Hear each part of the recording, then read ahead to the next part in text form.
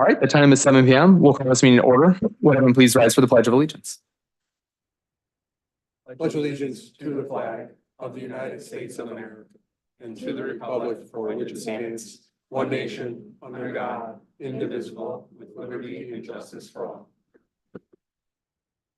Madam Clerk, could we have a roll call, please? Mayor Pulaski, Here. Trustee Della Penna. Here. Trustee Domke. Here. Trustee Forsythe. Here. Trustee Lanisa. Trustee Burkowski. Here. Trustee Trejo. Here. We have a quorum. We'll now move on to approval of the agenda. Is there a motion to approve the agenda? So moved. Second. Any discussion? Seeing none, all those in favor, please signify by saying aye. Aye. All those opposed, nay. Any abstentions? That motion carries. We'll now move on to public comment. Members of the public have an opportunity to address the board either by submitting comments in advance using our online form or coming to a board meeting in person. Madam Clerk, do we have any public comments submitted in advance? Two in advance. The first one is from David Mazuka regarding pension amounts. This is in regards to how our tax dollars are being used as outlined in the recent newsletter. Just about 50% of our tax dollars are being spent on pensions. It is quite appalling that half of our tax contributions are going toward funding these outrageous pension amounts. The village is currently in a situation where taxes and sewer water fees are increasing to cover necessary repairs and upgrades to infrastructures, as well as trying to upgrade certain park district facilities. It is my belief that many of these items could be paid for if pensions weren't so high. Is there something that can be done to either cap or reduce the amount of pensions? Illinois has one of the highest tax rates in the entire country due to these exorbitant pensions, which continue to increase every year. Something must be done about this. Thank you for your time. So I know our village administrator did follow up with the resident, but for everyone's sake, I think I want to speak on behalf of the board potentially on this one. I think we all agree on in terms of that assertion. All of our pension obligations are dictated by the state of Illinois, though, so we have an obligation to kind of fulfill those as they are. With that being said, I think we have done a very good job of making sure that we are paying for those in a responsible way and whatnot, and so that's why half of your property taxes do go to paying those, and we're on a good trajectory to make sure that we're in a better position, and we are already in a very good position compared to other communities in the state. With that being the case, we've done a lot of advocacy with our professional groups that we're a member of, including the DuPage Managers and Mayors Association and others, in order to advocate for pension reform and whatnot, and especially being mindful that as you know, Springfield may consider pension sweeteners or changes to laws that we're making sure they understand the impact that would have on municipalities as well. I think the other thing I would just make sure that everyone's aware of, because it came up, is I know there's mention of a Park District referendum, and the village and the Park District are two totally separate taxing entities with separately elected boards that levy taxes and approve budgets completely independently. Same is true of every school district and library district as well. So we make our own kind of independent decisions, that we do collaborate and work very closely. So any other comments submitted in advance? Second one is the miss in Roselle. I have noticed a good amount of people taking big risks at railroad crossings by crossing the tracks or standing too close to the tracks as the train is approaching, especially at the train station. So as a personal suggestion, I would strongly recommend having pedestrian gates installed at the 3 railroad crossings along Main Street and additional warning signals at the train station. There have been quite a few people struck and killed by a train in the Chicago suburbs over the last few years. Many towns nearby have recently installed those warning devices over the last couple years, following those incidents and for people's safety. So as a suggestion, I believe that it's something that should be considered for everyone's safety. Thank you. Thank you so much. I'll ask the village administrator to make any comments and updates on our kind of train safety program. Sure. So regarding a couple of the crossings, the at-grade kind of road crossings in the downtown where there happens to be a sidewalk, it's really not considered kind of a pedestrian crossing, but since there are gates and lights and bells there for vehicular traffic, it certainly provides a a precaution to any pedestrian that a train is coming. Unlike at the train station, there is no warning devices in place. There's simply, I believe, a sign that kind of says, look, watch for trains. So I have had recent discussions with Metra as well as the Illinois Commerce Commission, who has the statutory oversight for safety at grade crossings, about the lack of pedestrian warning devices at our train station. Metra acknowledges that. So as part of the establishment of our quiet zone for our downtown area, I've brought this up, and we'll see if there's a desire by Metra to pursue those improvements. It's certainly time and money for them to do that, so I'm advocating that for them. The ICC certainly supports doing it. So that's kind of where that is right now. But the Rodenberg Road project does have a pedestrian crossing. There's a bike path there, and there will be a gate, pedestrian gate device there. So that's certainly a positive, because that'll be a true kind of at-grade pedestrian crossing. So we're continuing to advocate and try to pursue that, as we care about pedestrian safety too, but it just comes down, I think, to cost and responsibility for doing the project. Thank you so much. And I think if anything, there is some silver lining, I suppose, to the railroad mergers, that we're having resources provided to us privately to at least tackle some of these issues that are very serious. So thank you so much. Any other comments submitted in advance? Is there any member of the public here tonight that wishes to address this board at the time? Let the record show none. We'll move on to officials and staff reports. Under mayor's report, I have a couple of things. First, I wanted to provide a special recognition to a resident who is celebrating their 100th birthday this month. So want to send congratulations and warm wishes to Charlotte Jane Meyer on her special occasion. So that's a big milestone. So we'll be sending her a special proclamation from the board and myself to celebrate that. So congratulations back at home. I also want to take time to recognize the fact that tomorrow, I think all eyes will be on the roads and about the snow, but it is Law Enforcement Appreciation Day. And so this is something that was created by multiple organizations back in 2015 to express gratitude for our officers across the United States. And support of their service, citizens are encouraged to do their part in thanking law enforcement officers for this day, and really every day. And so there'll be a lot of things that we can do in this community to do that. I know we really appreciate all of our first responders, but we want to especially take the time to recognize our sworn officers tomorrow. So thank you for all you do amidst all the snow tomorrow, keeping us safe. So, and then I did want to just recognize our public works director on that occasion, since we are prepping for snow tomorrow, just to kind of walk through the village's plan for everyone's awareness. Sure. So we're gearing up for this week's snow event. There's actually multiple snow events that are on their way throughout the community. The first one starting tonight that looks like it will travel through Wednesday. Right now, it's a combination of snow and potential rain, potentially anywhere from 6 to 12 inches of snow as weather. So that's up in the air what that total will be. Long duration, our crews are set and prepared. I've been out and pre-treated all the roadways, which include our primary routes and everything around the schools. All trucks are loaded with salt and ready to go. Our crews are reporting in at 1 a.m. this night unless conditions dictate earlier. We have continuous operations planned for the next 24 to 48 hours. It'll just be pending on what the exact storm plans out to be. Thank you so much. So a lot of work goes into that. Appreciate all the time that our public works people are going to be doing. And also, I think we need to thank them because they're spending a lot of time, including getting up and being here at 1 a.m. and that's time away from their family and their children. So we appreciate that sacrifice to keep everyone safe and the roads clear. So moving on, I did have one last thing under my report, and I'd like to entertain a motion to adopt a resolution endorsing the legislative action program for the DuPage Mayors and Managers Conference 2024 legislative session. So is there a motion? Moved. Yeah, I'd second that. Thank you so much. As the Deputy Legislative Director for the conference, we've spent a lot of time putting together this plan, and so this will be kind of our guiding light for all of our communities across DuPage to advocate for change in Springfield. So we'll see what we can do in a tumultuous time. So with that being the case, could we get a roll call, please? Trustee Trejo. Aye. Trustee Domke. Aye. Trustee Della Penna. Aye. Trustee Forsythe. Aye. Trustee Prokowski. Aye. And that motion carries. Other than that, that is it for my report tonight. Is there any trustees that have a report? I should mention. We'll go with you. Masquerade Ball. Sure. Trustee Domke. Masquerade Ball for Roselle Sister Cities Association. The Polish Committee has their Masquerade Ball. You don't have to wear a masquerade. You can come as you are. But it's at Venuti's on January 19th. And I can tell you, it's a rocking good time. It's a good way to spend the middle of the winter. Nice party. Question is, are you gonna be in a mask? It depends, maybe my wife wants me to be in a mask. I don't know. But Okay, anyway, it should be a good time if you can go to the website and you can get tickets either through PayPal or you can contact the Sister Cities group. Anyway, good time, good place, dancing, open bar. I think they have some live entertainment. Good, I'm done. all right, trustee Prokowski? Yes, just want to remind everyone that subscriptions for Flags for Roselle are currently open. They are available for purchase here at Village Hall as well as on the Flags for Roselle website. So if you have not subscribed yet, it is $50 and a flag will be deployed at your house or any location within town that you choose.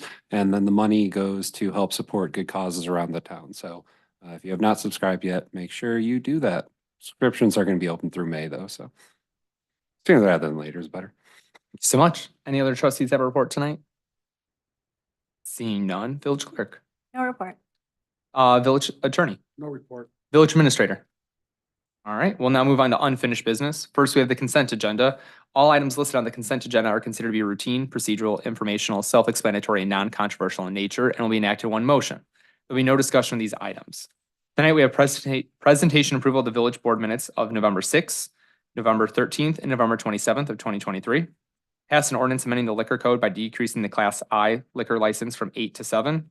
Pass an ordinance amending the liquor code by decreasing the Class T liquor gaming license from 17 to 16.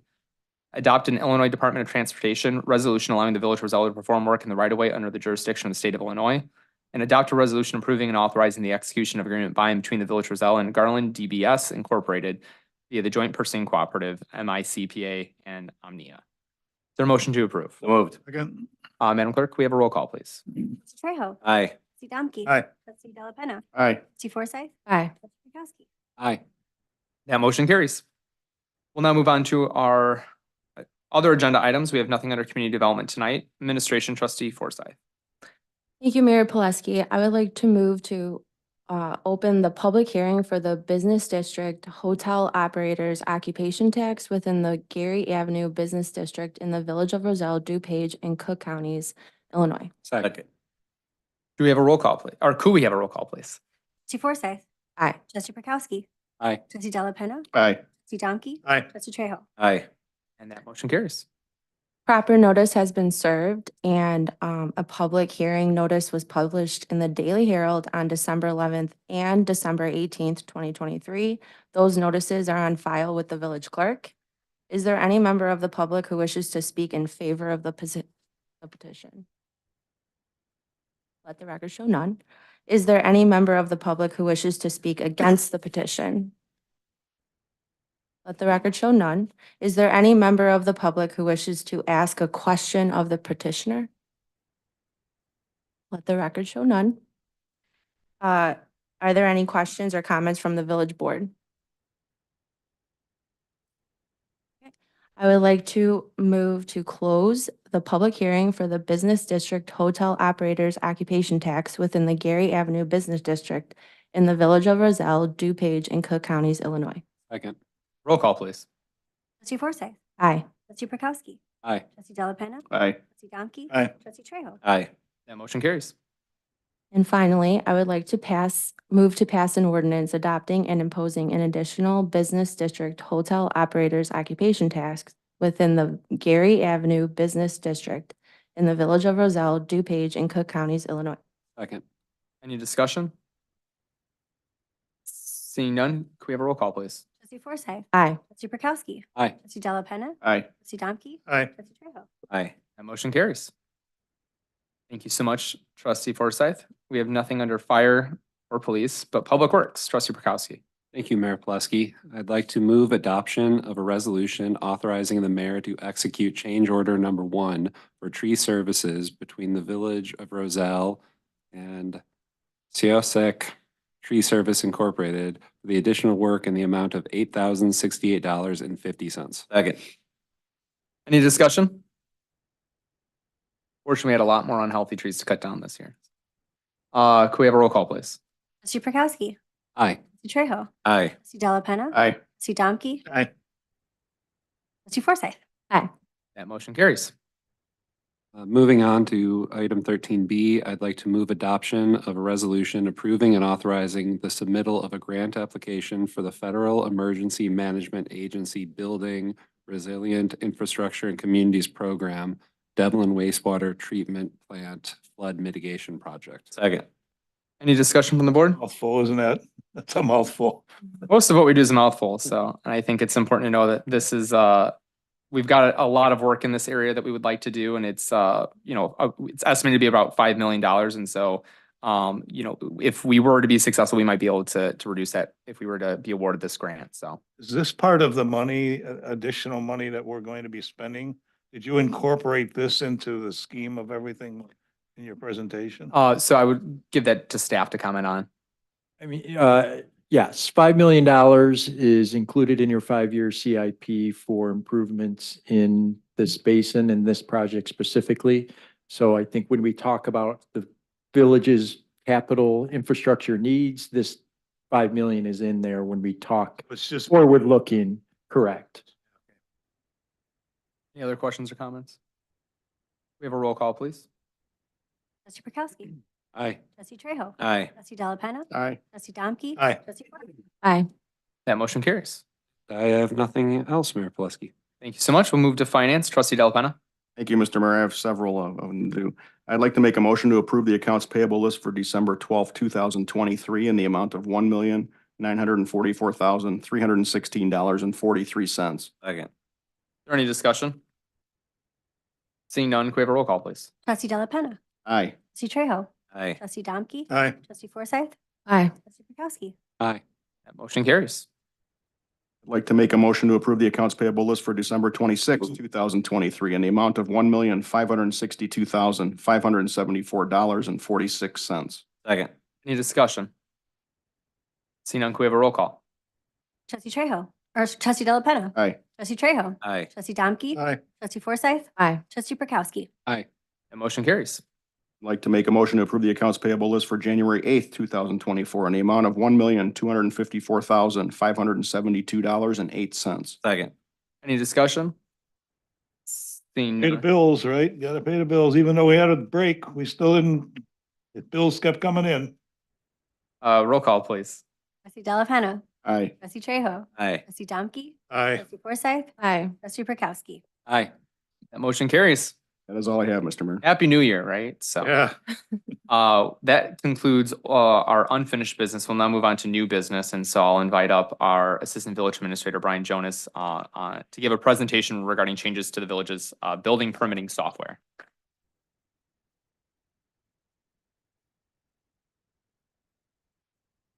Thank you. So as the board knows, as part of the strategic plan, there's a priority built around customer experience. And included in that is an outcome to enhance and expand technology and the use of technology for customer interactions. So for the past 4 or 5 months, staff has been working specifically looking at community development software. We've been using the same software since 2006. And even through the digitization of our records and processes in the community development department over the past 3 years, we've reached kind of a ceiling in the maximization and use of that technology from a customer experience perspective.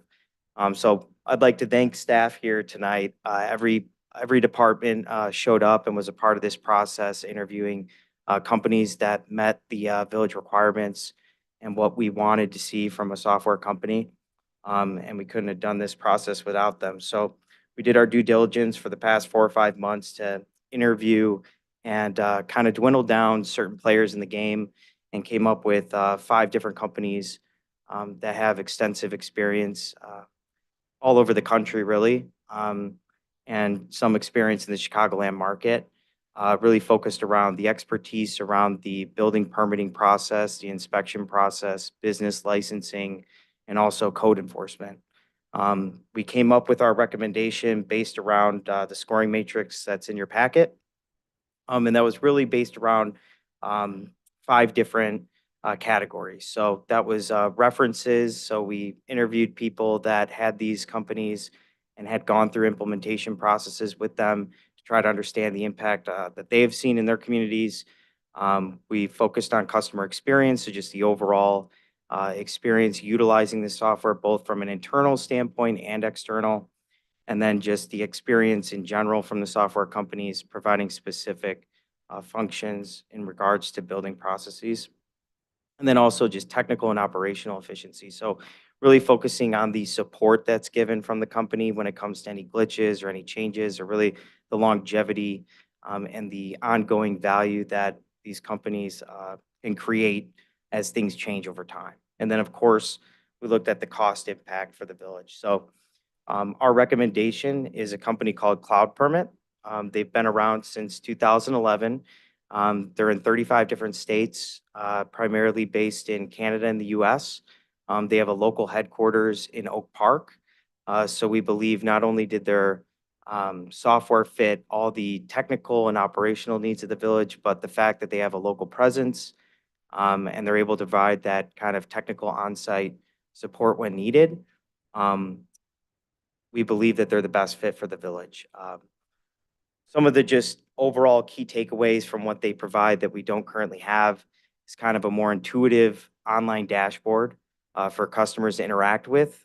We have produced online permits over the years, but like I said, we kind of hit a ceiling in the way that you can kind of modify and change upfront proactive information for contractors, residents, business owners, for them to just be able to navigate through a portal and best select their needs and communicate with village staff in the process. So this will offer real-time kind of application status where people can log in, see where things are at, ask questions directly through staff, and be notified in a much more efficient manner.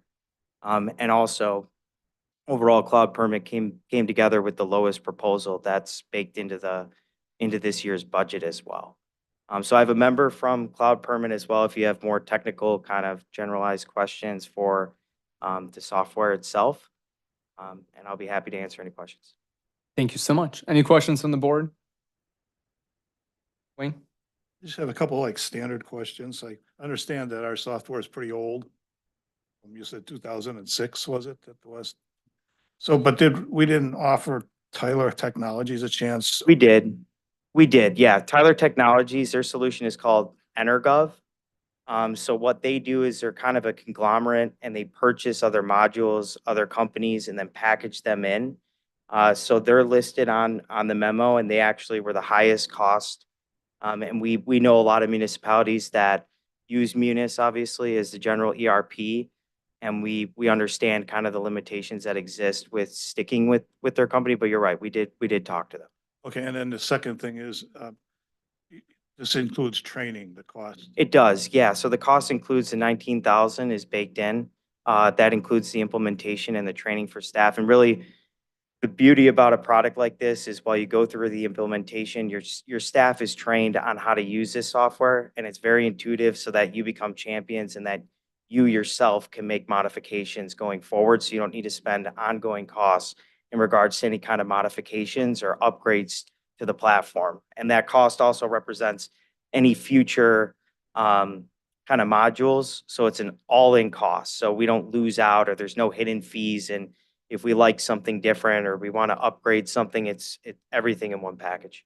And the last one is, public would get what out of this deal? What makes this a good thing for the residents of Roselle? Yeah, I think it's That going help you to, it's going to save time and resources. So really the public is going to be able to engage with staff in a much more efficient manner, rather than having a question on an online portal where it's a little archaic in how you have to apply and pay and process a permit right now. It's going to stop them from having to pick up the phone, call our permit technician. They're going to be able to go into a portal. They're going to see real time where things are at. And they're going to be able to communicate with staff through the same software, rather than sending an email to our community development department or calling and waiting on hold, or maybe going to a voicemail and having to call back, or even coming into Village Hall. I think that's the biggest advantage. And then also just the look and feel of it. It's a little bit more modernized, so it's more familiar with kind of how residents interact with other online payment portals and things like that. So not only is I think it's just going to be a fresh look and just more intuitive from a user standpoint, but it's going to save a lot of time.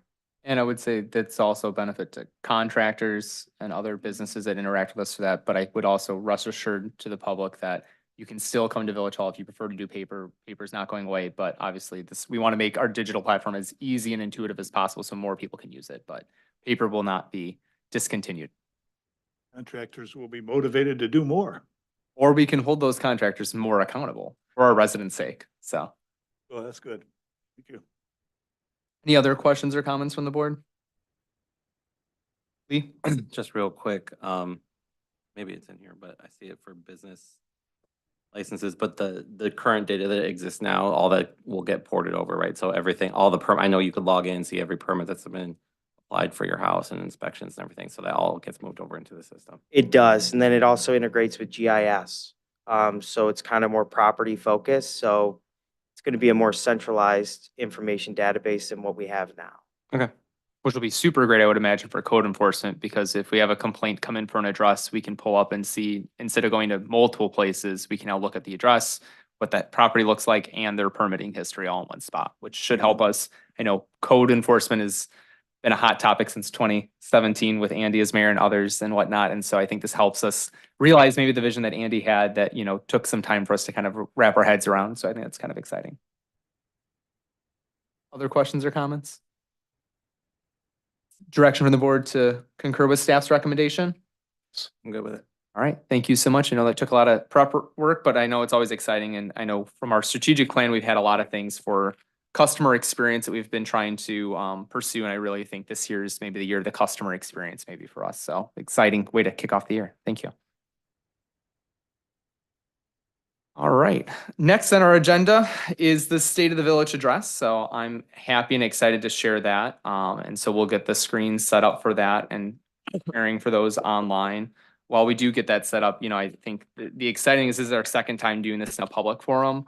In the past, this was a chamber event that people had to pay and register to go to. So this is something that I strongly believed, and the board agreed with me that we should make this accessible to everyone regardless of their associations in town. And so very excited to do this for our second time. And I look back at 2022, looking at our first State of the Village address, we were, coming off the high of the centennial, and there's a lot of, how are we going to top that? But, as we started to prepare for the 2023 State of the Village, I think it was pretty impressive. We had a really good banner year in the village overall. So I think there's a lot for us to be proud of. So to that extent,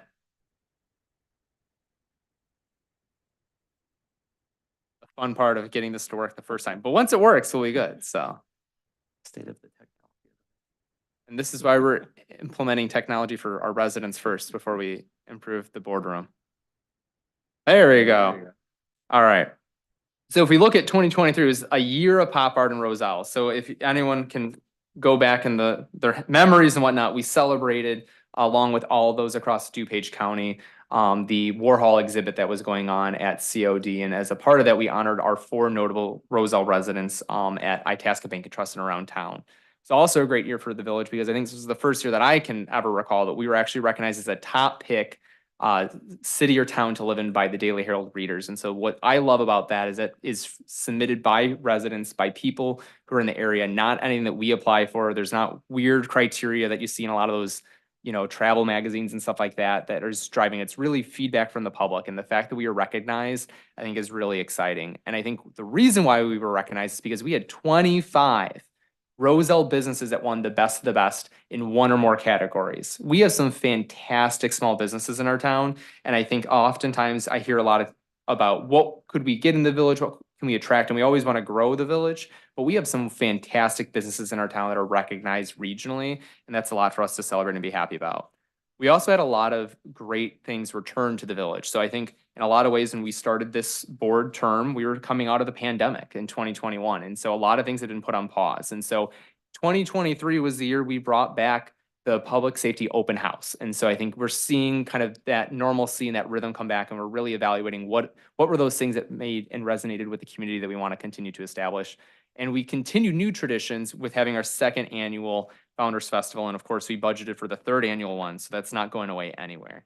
So as we continue to look around, we had a lot of important milestones as an organization. And so the one thing that I think we always think about as residents is all the things that we do from an economic development perspective, but it takes a lot of staff and people to make this village work. We have some fantastic people. And so we had 17 anniversaries in our community from a milestone perspective. And so I want to give a big shout out to Lori Donovan, who had 25 years in finance this past year. So we have a ton of people. And if you look there, we have representation from across all of our departments. And I think that really speaks volume, and a lot in police and fire. And I think these are two really taxing industries to be in. It can be really hard on families and it can be really hard mentally, but we have some really great talent. And when they join the Roselle family, they stay with the Roselle family. And I think that's super exciting for us.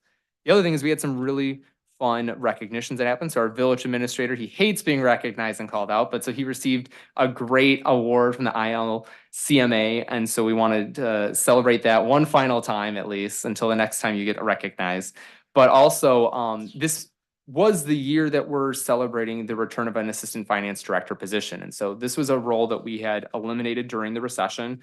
And as we've seen our business grow as a community, we have more revenue coming in from businesses and whatnot. Our finance department, and with regulations, needs to handle that volume. And so the fact that we can responsibly bring back a role, and that also speaks to the fact that the village is really doing well from a business perspective, I think is an exciting thing for us to celebrate when we look at our people.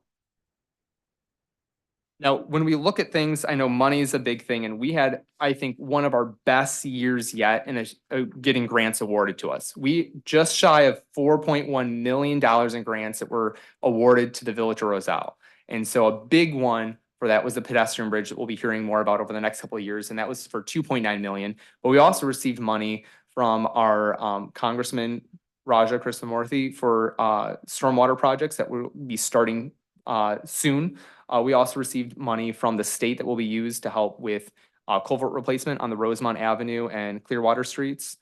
We also received money for our mental health services through the Bloomingdale Township 708 Board, as well as a partnership with DuPage County, thanks to our District 1 board member, Sam Tornatore. And so all these things really add up over time and whatnot. And I know it may feel like some of these projects may speak some to others more than but I think the key thing is we're bringing money that we as residents are paying to these different bodies back to Roselle. And if we don't go out and pursue funding for the projects that are out there and find those right fits, we're leaving money on the table. We all pay taxes to every entity from the federal government on down. And I'm tired of Roselle paying money out of this town and not getting any money back in. And so I think we've done a really good job this past year. And so we'll see if we can hit 4.1 million again this upcoming year, but I think we had some really big wins, and that's something that we should all be proud of from 2023. Now, kind of breaking down into each department, we had a lot of activity. And so with our police department, the real story there is we had a lot of new leadership, and we'll continue that trend at our next board meeting with some new swearing ins and promotions being announced. But we had our longtime chief, Heron, retire last spring, and that brought on deputy, or now chief Bretto, formerly deputy chief, to the role. We also were able to then promote Rob Gates to deputy chief. And so we've had a new sergeant and a total of 9 new hires within the police department. So I think in an industry where you hear news about how hard it is to find employees, how hard it is to have people working, we in Roselle are a top destination for talent in public safety. And that's something we should all be proud of and we want to maintain. I think the great thing is when you have great talent, you have a great, strong department, that means you have fun. So we've had some good community engagement with Coffee with a Cop, Shop with a Cop, and then also some really great fun activities at the public safety open house. The big thing too that I know there's been a lot in the news is about the Safety Act regulations. And so we've been very proactive, and I think we have got a really great training program in our police department. And so we've been working to help get our officers in compliance and to be ahead of the curve and not waiting for things to kind of be passed down on us. And so I really want to commend the department on the progress they're able to make. And I'm really excited about where we continue to go when we go into the future from that side of things. Fire also had a very busy year. And so I think the key thing here is we're going on 2 years back to back with record call volume. So in 2022, we hit a new high, and in 2023, we said, hold that drink, we're going to go higher. And so we responded to 3,270 calls. And that is a lot of calls. And I want everyone to just take a moment to think about that. That is paramedic calls, that is fire calls. The firehouse is busy. So when you hear those sirens, I know every day I'm around town and I live very close to Village Hall and I hear those sirens, I pause and think because we are putting our people in danger potentially, and they do fantastic jobs protecting us, making sure our residents are healthy and safe and they get the attention that they need. And so that means that there's a lot of investment that we have to make, both structurally and in materials, to make sure that we continue to be able to handle those call volumes. And it's going to be something that we're going to have to continue to evaluate as a community, because there's only a point where we can continue to break these records and not have to invest more in the fire department to maintain those things. It's 9 calls a day. Absolutely. 9 calls a day you guys are going out. Amazing. The other thing that we had some exciting milestones, and I think I hope at least I remind the chief every time I see him, is the engine push-in ceremony. I thought that was a great moment for everyone to come together as a community and really appreciate the work that we do in fire and really get up and close with the apparatus that we have and invest in. These are some of the largest investments we make from a vehicle perspective, upwards of $1 million each. And so I think to be able to appreciate and see also how much our department appreciates what they have from an equipment perspective and whatnot, I think it was really great. And a lot of the kids, I mean, you can't beat fire trucks and kids, right? So made for a memorable moment. I know my daughter loved it a whole lot. We also got to welcome Ember to the department as well. And so this was our Roselle Search and Rescue Canine. And so I know they've already been called and dispatched on a number of things. And this is an exciting thing that we can provide, not just Roselle, but regionally as well, because there's not very many of these in our area of the county. So an exciting thing to continue to show we're investing in areas that are unique and differentiating our department. Continuing on with departments, we had a lot of economic development activity. And so, we issued 86 business licenses in this village. And so I know we all think that we're a bedroom community and we're sleepy Roselle. There's a lot of things that happen in Roselle. And so out of that, I think that speaks to that whole bedroom community fact is that 23 of those were home-based businesses, whether those are contractors, online retail, but that's a trend that we continue to see in Roselle, and that is commerce for us. And I think that's something we overlook sometimes. But we also had some really exciting things that I know we like to see as residents, right? We had 4 new restaurants join Roselle. We have Sonny's Italian Pizza Kitchen on Lake Street, which has gotten rave reviews. Every time I go on to social media, I'm hearing someone else talk about their beef sandwich and it beats Portillo's. So not a paid advertisement on my part, but we've got some great activity there. Rose 11 is the re-envisionment of Hannah's Cafe on Monaco Drive off of Central Avenue, and that is open to the public. I know a lot of people have questions about that, but it's a great asset to our community. Ochilo on Irving Park, and the muchly anticipated arrival of Mangy Dogs Pub on Irving Park Road. And we'll talk a little bit more about them and how the village supported them getting to opening day. But we also had a grocery store retention is what I would put it as with Montrose Market. So I know we hear a lot about why can't the village get more grocery stores? We need to have them in our downtown area. But the fact of the matter is the grocery industry is changing very much. And so when Butera announced they were closed, I'm just proud and thankful of our team and the fact that we were able to proactively work to help make sure that we secured a grocer to go into that space instead of leaving it vacant.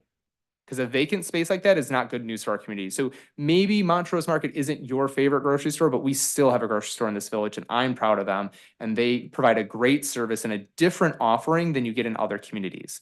And when we think about Roselle and how our competition is with Bloomingdale and Schaumburg, we're not going to get a traditional retailer to come in, but that doesn't mean we're going to give up. We need to find that right fit for the community and find those opportunities where we can bring those more specialty grocers to our town to provide much needed services for residents.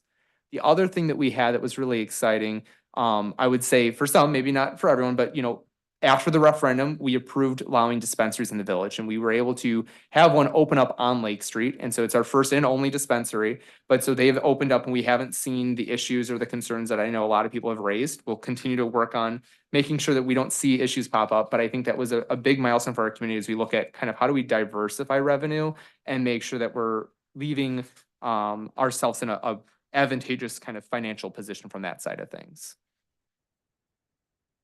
As we also look at there's a lot of things going on in our development opportunity there. And I think one thing that I'm always super proud of is our occupancy rates. And I think that's something that people don't pay or see very often. They're on our strategic plan dashboard.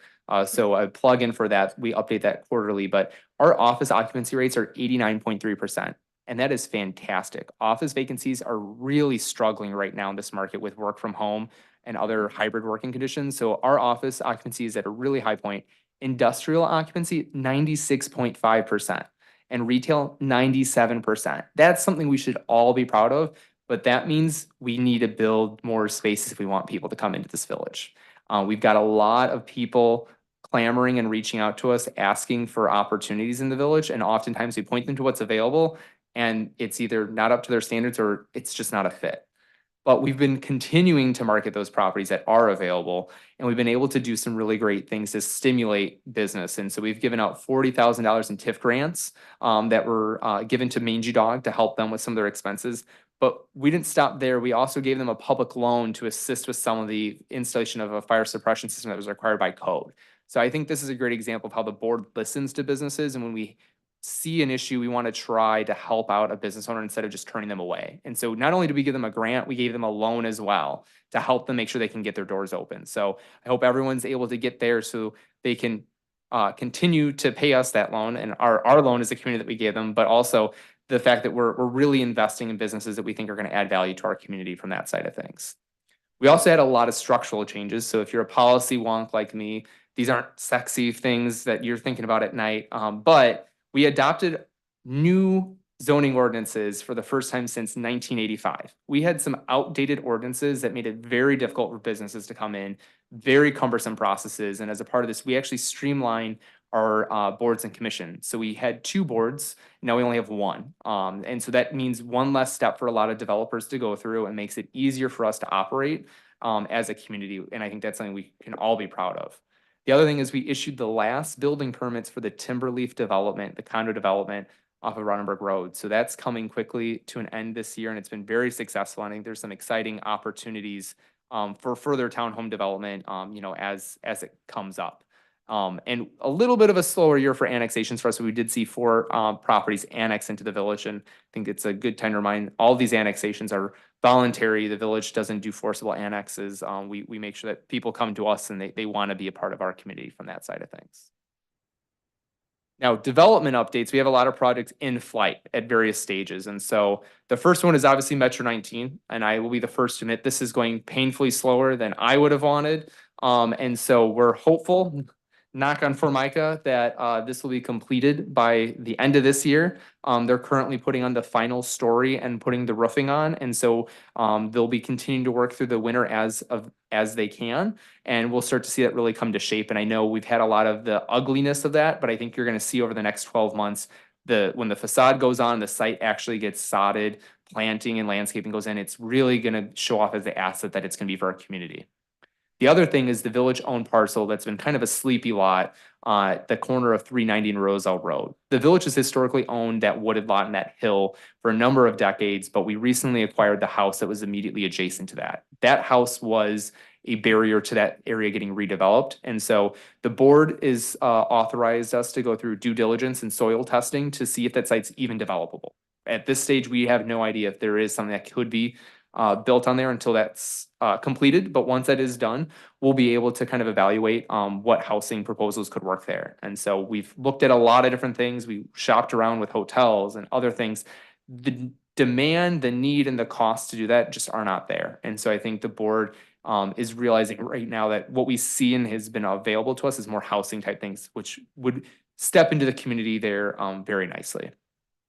One thing we haven't talked much about is the Maple Avenue commuter parking lot. So I know many of the public are aware that we did close that this winter, so we didn't have to plow it. We only had 2 permits held for that lot, so we moved them back to the main parking lot for Metro. And we'll have some very exciting news at our next board meeting because we have a potential redevelopment of that site that could bring some great uses to the village there. So maybe in keeping with some of the themes of restaurants like we've talked about in the past. So to learn more, stay tuned to our January 22nd board meeting. So, and then finally, last year we acquired the former Trinity Community Center on East Maple Avenue. And so we've gone through a number of different conversations with developers who've submitted us qualifications. And so we narrowed it down to 2 of those. We're kind of looking right now primarily at housing right now evaluating senior affordable housing, but we're also looking at other opportunities as well. So we'll have some more clarity later in the spring, but I think this is a example of where the board is positioned the village in a way to have control over our property so we can make deliberate decisions. And I think it's important that we don't rush just to build the first thing that comes to mind. We're building something that's going to have a lasting positive impact on the community. And we're making sure that it is something that's to our community's benefit. I think oftentimes we get proposals. In this case, there's a proposal we did not like. And so I think there's only so much you can do from the outside unless you have direct control over that property. So exciting updates coming there. From a public works perspective, and just to recap, we had some exciting new things either returning or being launched from that side of things. And so the shared Parkway Tree Program made a return for the first time in a couple of years. And so that's going to help us reforest the village after we've dealt with emerald ash borer and other risks to our forestation policy. We also launched a new snow rodeo program to help train our crews, especially fitting for, you know, this upcoming evening and tomorrow. So that way we can continue to make sure we're efficient, we're responsible, we're you know, doing the job as best as we can.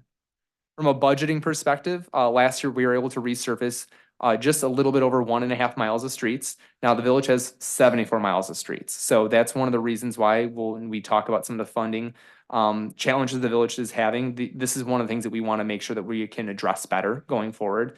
But we also had a lot of maintenance to a lot of our water system and our wastewater system. So we replaced just a little bit over 1/2 mile of water main.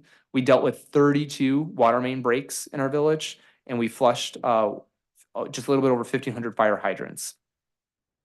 From a wastewater perspective, we did a replacement for one of our lift stations. Now, lift stations are really expensive things that help pump the sewage to our treatment plants in various places, depending on how high or low the land is. It doesn't necessarily flow as easily with gravity. So, but we've been keeping up with replacing and monitoring those, as well as doing a lot of force main assessment, and we did a lot of proactive televising of sewer main. And so we do that to make sure we can detect, is there a break that could be creating damage to our other infrastructure, and just to make sure that it's being maintained correctly, and we're being good about replacing or fixing things that we can before it becomes a crisis.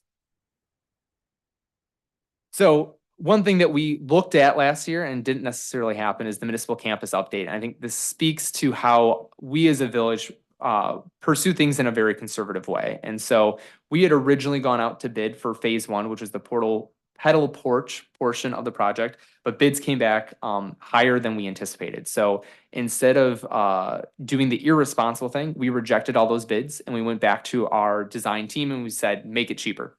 Is the easy, short way of putting it. And so our goal is to go out to bid this spring again for the entire project. So pedal porch, pedal promenade, and the pedal plaza, with some refinement that's been done to make sure we continue to get the value of what we see this plan as, but taking away maybe some of the accessories and some of the things that were, you know, more like to haves and not things that would impact it. So things like the general orientation of the porch will be a little bit different and things of that from the original sketches, but I think the essence of it still maintains, and we'll have a really great asset that'll be fantastic for the Taste for Roselle, for Rose Parade time, concerts in the park, a lot of events that we do today, and making it easier and actually cheaper to do by having things built in, not having to close streets, requiring less staffing and things of that nature to make those fun things happen for the village. The other nice thing is we are dedicating funding that is one time to these things. It's not going out of our property tax revenue or sales tax revenue. This is something that's being paid for by the American Rescue Plan Act money that we got from the federal government. So this was during the COVID time. And so this is something that we feel is a good way to give back that money, because that intent, we all as a community gathered together outside, and we found maybe we didn't have all the ideal spaces to accommodate people to gather outside in a safe place. And so we want to make sure that we're putting this towards a one-time expense that's out there instead of using it to maintain, like other organizations did, to maintain their normal operations. That's not a good plan to keep you sustainable in the long run. So that was a lot about 2023. So what's happening in 2024 and what is there to be excited about? And so when we look at it from a budget perspective, we're forecasting our expenditures to increase about just shy of $1 million. And so a lot of this is just the things that we're dealing with in our own households. Rising costs, inflation, contractual services, and health insurance are all big pressures that we're dealing with as an organization. We do forecast revenues to be increasing as well. And for this year, the board approved a budget that is balanced and has a surplus of about $100,000. Now, I think one thing to keep in mind is the village always is very conservative on its revenues. So we like to overestimate our expenditures and underestimate our revenue when it comes in. So that way, ideally, we make that surplus grow at the end of the year as we have done historically. But in the case of a pandemic or a recession or a lot of those other nasty things that have happened in our history, even over the last 20 years, we're better suited to make decisions and quickly react to it so the village isn't in a bad position. In fact, because of those decisions the boards have made over the past almost 10 years now at this point, we have 53% of our expenditures in our reserves, which means for over half the year, if we didn't get a single cent, we'd be able to continue all of our operations as they are today. And so that's something that makes sure that we can react appropriately to things and make sure that we're on the right path. And a few things I just want to call out that are kind of anomalies. When you see the expenditures dip in 2020, a lot of that is because of the pandemic. We actually didn't do any streets that year, and we cut a lot of projects because we did not know what was going to happen. And then that big spike in revenue that we saw in the year 2022, I want to say that was when we received that ARPA funding, that one-time grant from the federal government. So those are kind of anomalies to that chart as we look at the past couple of years there.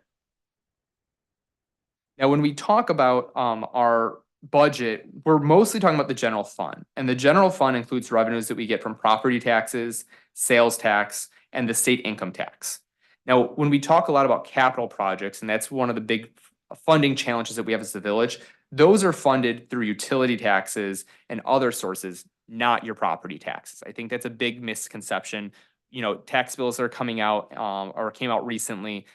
What the village gets from those property taxes goes towards personnel expenses and those real core services like public safety, public works, and whatnot. So where do your property tax dollars go? If we were to look at that, more than the majority of it, almost half of it goes to pension payments. And so this is to make sure that we're not only fulfilling our obligation, but starting to pay ahead on what we need to fulfill from a funding perspective on that side. Then after that, 16% goes to fire and to police. And so very important services that we have as a village, obviously, and things that residents directly benefit from. About 10% goes to emergency medical services or EMS. And then the last chunk of that 7% goes to other municipal services. And those are general things like our finance department, snow removal, things like that. Are services that all go to the residents and businesses at the end of the day. And when we look at that, we don't levy property tax in a way where we say the percent is going to be 10% this year and that's what you're going to pay.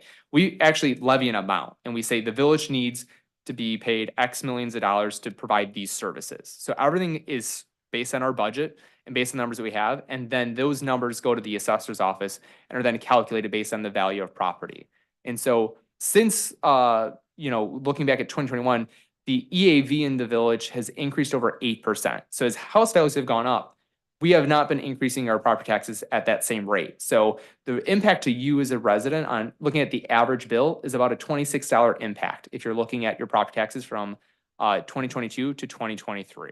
And so I think that's something we should all be proud of, is that the village is continuing to budget very, very responsibly, make sure our services are being delivered at an effective rate. So that way we don't have as big of an impact on those things that can really impact a family's ability to make ends meet. So this is based on an average home, about $250,000. So obviously everyone's situation is a little bit different and everyone's taxing boundaries are a little bit different. We have a number of different park district boundaries, school district boundaries, those can all impact you. But from a village perspective, your real impact is about a $26 increase on your property tax from us. Now, when we look at the budget, we have a lot of things that go into that. And so when we think about the property taxes, again, the majority impact on your end, I really want to use the laser pointer, which doesn't really help those at home, so I'm trying not to, is the school districts are the ones that levy the most from that side of things. And so when we think about property taxes, we really limit what we are applying that to because we want to be very targeted about that. And with us having an infrastructure focus and knowing that property taxes are really not the way that we do that, we need to really find other opportunities to drive and use economic development and other tools to help us for our budget to hit the 12 million we need for capital improvements annually for this upcoming year. And so what is our 5-year capital improvement plan? So we have to invest $135 million in Roselle's infrastructure. So one of the things that we've been talking with residents a lot since last year is that we need to spend over $80 million in wastewater treatment. We have 2 facilities that are required to meet Illinois EPA mandated improvements, and the work's going to begin this year. We also have about just shy of $30 million in stormwater work that we have to do. We know flooding is a big topic in this community, and so we've been doing a number of studies to look at different basins based on the topography of land, see what projects can we do, whether that's adding detention, trying to help us with collection of that stormwater to make sure that we can keep our residents and our properties safe from increasing unpredictable storms and whatnot. As I kind of mentioned earlier, we need to invest more in our streets. So we've continued to do the best that we can with the means that we have been working with, but we need to invest about $12.5 million as of right now in our streets program. And so one thing that the village board approved in its budget for this year is to do a comprehensive pavement evaluation study, which will go over every street in the village. It does kind of sonar or radar technology to evaluate not just the surface level, those potholes that we see, but also understand, is this the base okay? Is there enough compaction of aggregate underneath it to make sure that street's solid? Or are there other issues that we need to address? And that's super important because if we just resurface streets and there's a growing problem underneath, we're wasting our money. And we want to make sure that we're not going to have a sinkhole or something else develop over time. We're also going to be looking at investing in other things such as the pedestrian bridge, which is mostly paid for through that grant, as well as other improvements such as other walkable improvements to some of our main corridors. Our water system, we have to invest about $10.8 million in that. So we did our first lead service line replacement last year proactively. And so I'm really proud that we have been moving ahead of the federal mandated deadlines. But we have a lot more work to do. And so we learned a lot of lessons last year that are going to help us understand and shape the rest of the program for future years. And we're working to make sure that we can have all of our lead service lines replaced ahead of the Illinois EPA deadline that's been mandated. And then finally, and I think this is very important when you look at the scale of it, we need to spend about $1.5 million in our buildings and our grounds. So this year we'll be investing a lot of money to replace our fire department roof. There's the village-owned parking lot is looking rather rough, so those are the things that we need to improve on. But when you look at it, we really maintain our facilities well. We're talking about investing $1.5 million in scale of, we've got over $100 million worth of projects we need to do that are going to directly benefit the residents. And so we build good buildings that we can follow up on, and we make sure that we're taking care of them so that way we don't make those a bigger expense for us down the road, because deferred maintenance is a real problem, and other bodies that are realizing that problem. School districts have had referendums because of that issue. And so I think that's one thing that the village is, while we budget conservatively, we try to make sure that we're preventing those long-term issues down the road. So when we look at some of those highlights, I know we talked a little bit about the pedestrian bridge, and the bridge would start at the Metra station on the south side, and it would go over Irving Park running parallel to the train tracks and would terminate at the auto mechanic shop on Main Street behind the Legion. One big thing that's helpful for us is there's a lot of land that we're able to build that on, so it doesn't impede the McDonald's, the Legion, and other properties there. And so that'll be a great way that would be multimodal. It'd be both for pedestrians and bicyclists to get across a busy corridor, because we all know that intersection with Maple and Irving Park is just not ideal. It's not very friendly to cross. It's confusing at times. And that's something that'd be incredibly more expensive to fix, but also it would require a lot of collaboration with other entities to get that approved that we just don't think is going to happen. And so this is a great way to help that. But also we're going to have a lot of new residents right by the train station with Metro 19, and we want them to spend their money in downtown. So let's make it easy for them, whether they bike or walk, so that way there's not another car taking up a parking spot on Main Street, because we already know it's kind of hard to find a spot when you need one. We talked about the pavement evaluation study already, but we're also going to be completing the Rodenberg Road improvement. So that was a great project that was done jointly with both the Village of Roselle and Schaumburg, and it was 80% federally funded and state funded. So that was a great example of how we're able to make our dollars stretch and go further when needed, because that's a very expensive project, shoring up that road and making sure that it's safe for the future. The other exciting thing that I kind of mentioned earlier is we're trying not only to think about roads, but also how do we connect people by their feet and with their bikes. And so one thing that we've been working on is preliminary engineering to do pedestrian improvements and streetscaping along Rosa Road and Irving Park. And streetscaping, the best example I can give you is think about Lake Street in Bloomingdale. So they put in new lights, they put in new buffers, things like that that make it easier and you feel safer to be around there. That's the kind of stuff that we're looking at doing for Irving Park and Roselle Road. So a lot more to come on that, but like anything else, we have to do a lot of preparation, understand what the limitations are before we can move forward with any big project like that. And obviously, a big thing out there that we've been talking a lot about and will continue to talk a lot about is the home rule referendum that will be on the March 19th, 2024 budget. And so with $135 million of infrastructure projects over the next 5 years to fund, the board needs to find creative ways to fund that. And so as we are today as a non-home rule community, we have limited options to do that. And so in order to meet essentially, we have to debt service some of this improvement work. And we have a lot of programs available to us through the Illinois EPA to have low interest loans available to us, but we need about $4.5 million of additional revenue to pay those loans to fulfill those projects. We also know that we need to spend more money in our streets program, almost doubling that budget plus, as well as to make sure that we continue to work on those stormwater projects out there. And so we need to diversify our tool sets in order to make sure that we're not burdening that on just our residents. So the real difference between things is with a home rule status that would give the board the opportunity to implement different revenue sources that we don't have today. And so we could implement a local sales tax and a local gasoline tax that would be able to contribute and fund, based on our projections, all of the funding needs that we have for our sewer treatment plants, as well as help us fund most of the additional funding for streets that we believe are required.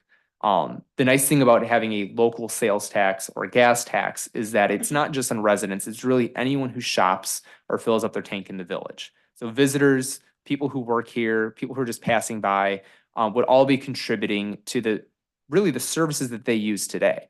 Right now, anyone who drives on our streets, if they're not a Roselle resident, they're not paying or contributing to that at all. And so when you go fill up your tank in Bloomingdale or Schaumburg, you go get a meal or you get your groceries in another community, you're paying for their vehicle stickers. You're paying to pave their streets. You're paying for their officers and other services that they provide. And so really what I see this as is an opportunity for us to level the playing field to make sure everyone pays their fair share. And we switch from a bedroom community, residents pay for everything mindset to we're going to share that burden across the board. Should home rule not get approved, the only other opportunity the village has to generate this revenue is through increased user fees and utility taxes. And so that would be primarily using the capital improvement surcharge fee, which was recently increased to $7.50 per 1,000 gallons. And if we look at the long year plans by 2032, that would increase to $20, which can be an impact of close to $1,100 annually for the average household. So with CIS fees increasing, that puts all the burden on our residents to pay for these improvements that we are required to do by the state of Illinois. And would not cover anything for streets. It would, and as other regulatory obligations come up or whatnot, we would need to find other ways or increase rates further in order to pay for those. And so one of the things that the board did when they went through this process, so we had a number of forums all last year to gather input from the community. So this all started with the State of the Village address last year, and we held a series of 3 to 4 forums. We had a coffee with the boards all last year, and we asked and surveyed the community to make sure we knew what the community wanted to do. And home rule came back as an option that the community overwhelmingly gave the board feedback that they would like to see us pursue.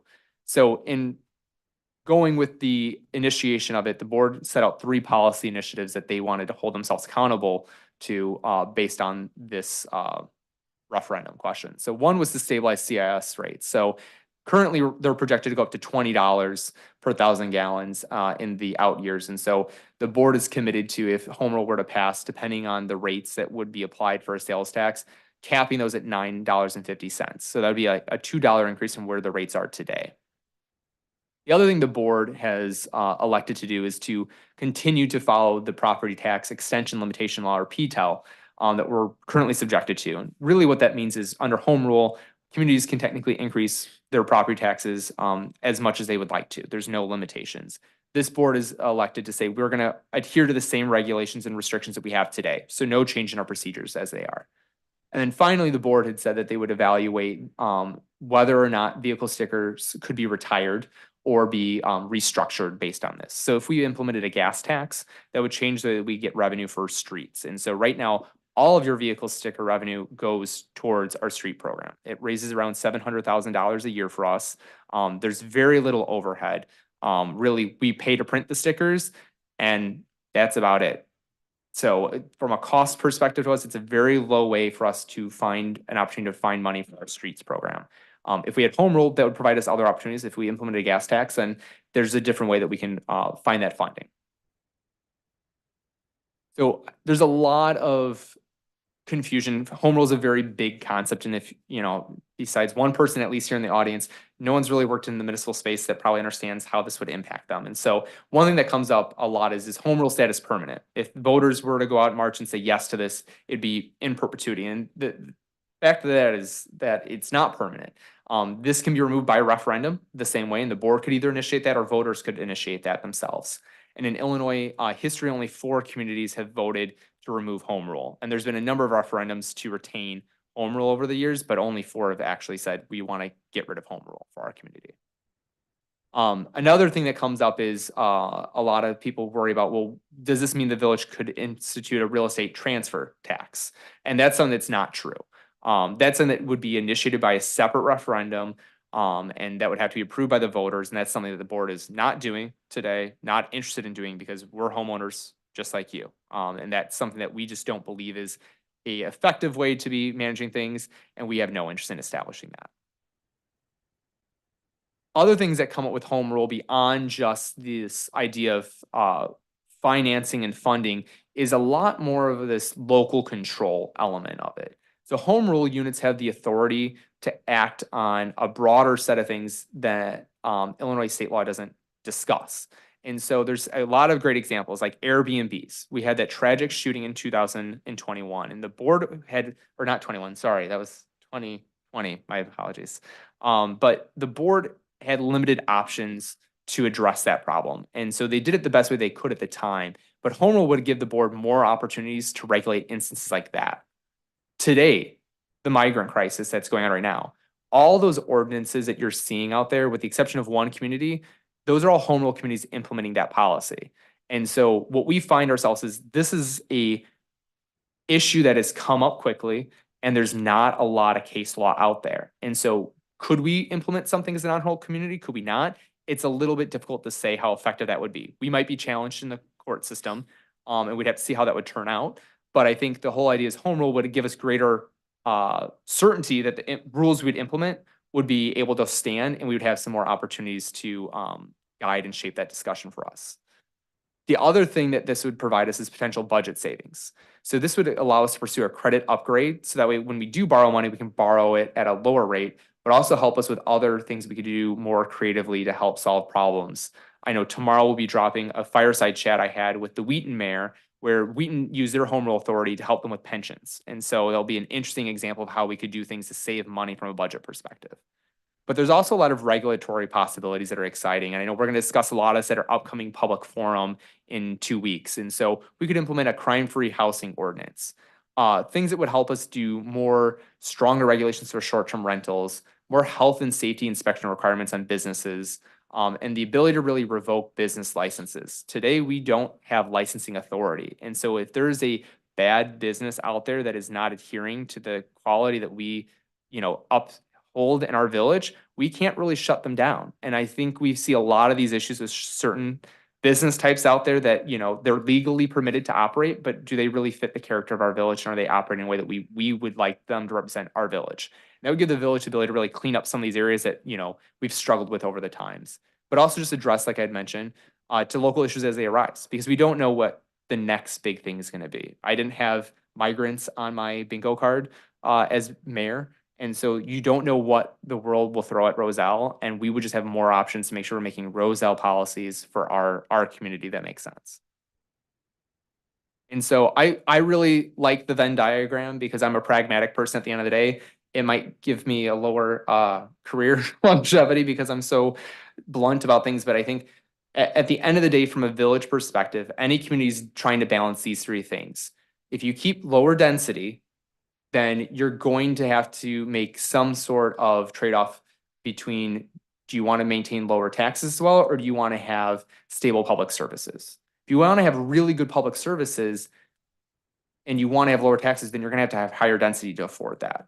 And if you want to have low taxes, and you want low density, then you're gonna have to sacrifice having quality public services. So I think where we're really at today is we know we have increased regulatory burden as a community. We want to keep taxes as low as possible, but we also value having people come to our house, when we have a call, right? When we call 911, we want to be fully staffed. We want to make sure that if you're putting in a permit application, you're not waiting weeks on end to start your project because our community development department's not staffed appropriately. We want to make sure that things are operating at the right level. And we also know we don't want to have, the village turn into Arlington Heights or some of these other areas where we have high rises everywhere and condo buildings. So while we try to find that right balance, we have to kind of see where can we be more flexible, and kind of home rule gives us that opportunity. Maybe we introduce some different taxes, but maybe those aren't taxes on residents only. They're taxing anyone who uses the village to conduct business in. And so a couple of things that come up. One thing about home rule that many know is that it's automatically granted to communities that have a population of over 25,000. And so I've seen and heard the rumors, oh, the village is only approving Metro 19 or other developments because they want to grow. They want to be 25,000. They want to get home rule. And I would say the village isn't going to grow to 25,000. In order for us to grow to 25,000, we need to build 6 Metro 19s. And that would change the very fabric of this community. And someone who has grown up in this community, who's been in this from a family perspective since 1921, I don't want to build 6 Metro 19s in this village, and I don't think this board wants to either. And so we're not going to grow the village organically to automatically get home rule. And I don't think that's the right thing to do either. We want to make this a policy decision that's with the residents and the board making a decision jointly. And so growing to get home rule is just not going to happen. So this is an inevitable solution for the village. This is something that would take decades of change that would be very, very impactful to our community. Another thing that comes up is, well, why can't you just grow revenue enough, right? Your revenue goes up every year. Business seems to be doing well, and we had all that fantastic news earlier. So why can't you just grow the revenue to 4 million? Well, with our current sales tax rate, which we get from the village, we have no control over. We would have to have $800 million worth of sales happen in the village to get an additional $4 million in revenue with our current structure today. That's the equivalent of 10 Walmarts. And I love the fact that Roselle is not big box centric. We are all about small businesses. Just last week, we did a ribbon cutting for a wonderful person who's been a lifelong resident, and her son opened up a candy shop on Main Street. And that's fantastic. And we're going to get some revenue from it, but it's not going to be substantial revenue. But that's what makes Roselle special. It's family-run businesses that have a unique character to it and offer us something that's more than just goods and services. And so for the village to grow under its current circumstances, to gain that kind of revenue, we're talking about bringing in a lot of outside business and really changing the fabric of things, not to mention the traffic that would bring and other dependencies on services that we would need to increase our ability to deliver on. And so growing ourselves out of this problem is really not an option. And I know finally, a lot of the things that come up is, well, you guys are being lazy. Cut the budget. You need to cut your way out of this problem. The fact of the matter is $4 million accounts for 20% of our general fund. And so the village made a lot of deep cuts, and those are very painful when the recession hit in 2008 and 2009. But those cuts stabilized the village and put us on a really good path. We're adding a role today over 10 years later, finally, because we made sure that it made sense to add that role back. And so we've been running, I would say very confidently, a very lean operation from that perspective. We as village elected officials do not bring home a lot of money at all. All of our salaries are less than $100,000 annually a year. So there's not glut. None of us have a pension up here. And so if we were to cut $4 million out of our budget, you're talking about staffing being reduced by 20%. And so it's 20% less firefighters and paramedics, 20% less police officers. And if we're having record call volume, how would we deliver those services with 20% less? All of our other departments are a fraction of our public safety. And so we'd be eliminating entirely contractual services. So no street maintenance, no snow removal, like big changes to the way that we deliver services. So cutting really isn't an option either. And I think the thing is, we're really smart about where we invest and where we don't invest. And so if we wanted to cut, then we're not going to see economic development. We're not going to see new businesses coming in our town because we're not staffed to support that. You want to do an addition on your home, it's going to take you a lot longer and more expensive to do that. And so there's a lot of things that are going to be a personal conversation decision. This is a complicated issue. And so we have a lot of content on our website. We've recorded every session that we did last year, but we're continuing to engage in the community. In fact, I think 2023 was a year we did the most public engagement possible of any year. Public forums, casual meet and greets with the community. We've been so accessible, and that trend's continuing. So join us January 18th for a community forum here at Village Hall, where you'll hear from myself as well as the police department on how we can implement different policies, and we want to take your questions. We'll also have a coffee with the board on February 10th and another community forum on the 15th. So I always say, celebrate Valentine's Day and then bring your leftover chocolates to talk to the village about money, because that's the best way to cure your Valentine's Day struggles. And then we'll have a coffee with the board on March 9th, all leading up to the election. We also have ourselves set up online to take any questions you may have, and we're going to be bringing you a lot of information over the next couple of weeks as well. So please pay attention to our e-news as well as our social media channels to find other things. Beyond the referendum, though, we have so many exciting things that we're working on. And like I said, we've got exciting announcements even just a couple of weeks away that we're going to be able to make public here. And so one thing that you can always do is check our updates on our strategic plan. So we started that in 2022. And so you can access at your fingertips live data that represents how we're doing as a village. All those occupancy rates, different revenue metrics, you can access that on a quarterly basis on our website to see how we're doing. And so the transparency that we provided as an organization is fantastic over the past couple of years. And I'm really proud of how staff has been able to really embody that. And like I had mentioned earlier, we've made a lot of progress on financial stewardship and development. And we're really kicking off a lot of this infrastructure, but I'm really excited because I really see 2024 as a year of customer experience. Like we just talked about before my presentation about new permitting software. How can the village continue to implement great options that even in that one, going to give us better service and it's going to save us money in the long run? And so how do we find those win-win scenarios and find opportunities to make it easier to do business? Because we should never be a barrier to someone coming to open up a business, or for you as a resident wanting to do, something on your property. We want to do it smart and efficiently. And I think this is a year that we're going to really be able to make some good headway there. And so with that, I think that's all. Yeah, that's the state of the village. So thank you for joining us. I know that was quite a bit, so thank you for staying through that all. With that being the case, I think it has to be a round of applause for you, David, for putting that performance together.